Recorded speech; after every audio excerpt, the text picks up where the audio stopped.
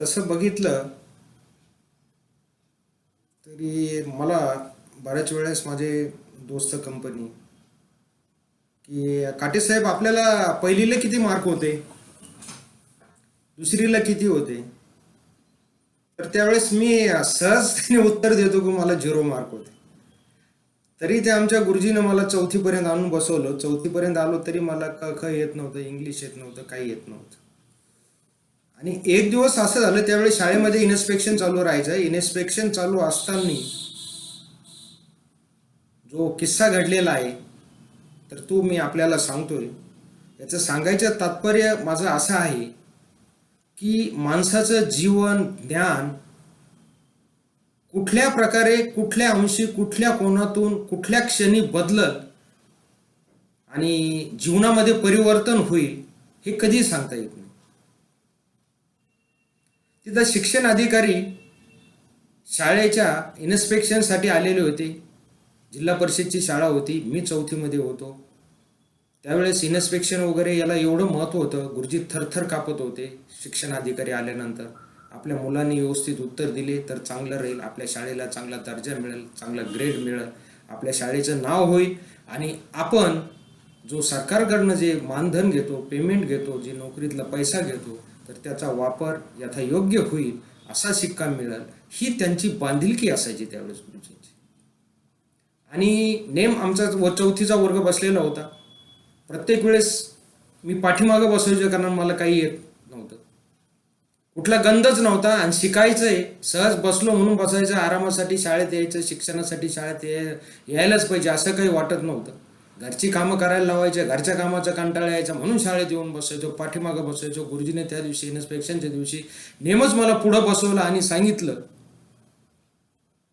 की थोडं स्टायलिश बस. शिक्षण अधिकाऱ्याला वाटायला पाहिजे की हा मुलगा एकदम हुशार आहे. मी पुढं बसलो. गुरुजीला वाटलं याला पुढं बसवल्यानंतर शिक्षण अधिकारी यांना प्रश्न विचारणार नाही, हा तर सगळ्यात ढ मुलगा आहे. उलटच झालं की मी पुढं बसल्यानंतर शिक्षण अधिकाऱ्याने मलाच प्रश्न विचारायला सुरुवात केली.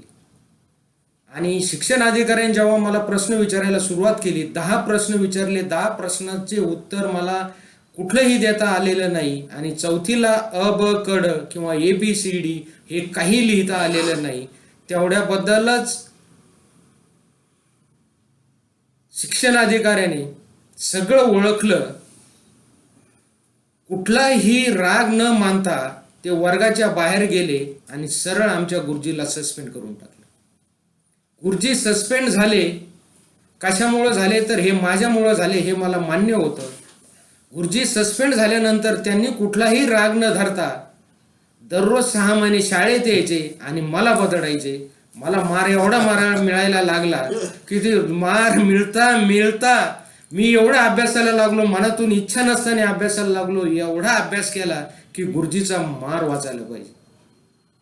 आणि नंतर पुढे काय सांगू, चौथीच्या त्या काळाची बोर्डाची परीक्षा होती. बोर्डाची परीक्षा तालुक्याच्या ठिकाणी जायची होती. गुरुजीच्या मारामुळं मी एवढा चौथीमध्ये अभ्यास केला की 6 महिन्यामध्ये पहिली ते चौथी अभ्यास केला आणि बोर्डाच्या परीक्षेला बसलो. बोर्डाची परीक्षा दिली, निकाल लागला तर तालुक्यामध्ये मी प्रथम आलो. आणि शाळेमध्ये आल्यानंतर त्याच गुरुजीच्या हस्ते माझा सत्कार झाला. त्या गुरुजीने आवळून धरलं आणि माझ्या डोळ्याच्या मध्ये अश्रू येण्याऐवजी त्या गुरुजीच्या डोळ्यामध्ये अश्रू आले की माझे 6 महिने जरी मी सस्पेंड झालो तरी चालेल, पण एक विद्यार्थी मी घडवला. आणि त्या दिवसापासून गुरुजीच्या स्मरणार्थ, गुरुजीच्या स्मृतीप्रित्यर्थ, गुरुजीच्या आठवणी प्रित्यर्थ मी आयुष्यामध्ये एकही क्षण अभ्यासाविना मिस केलेला नाही.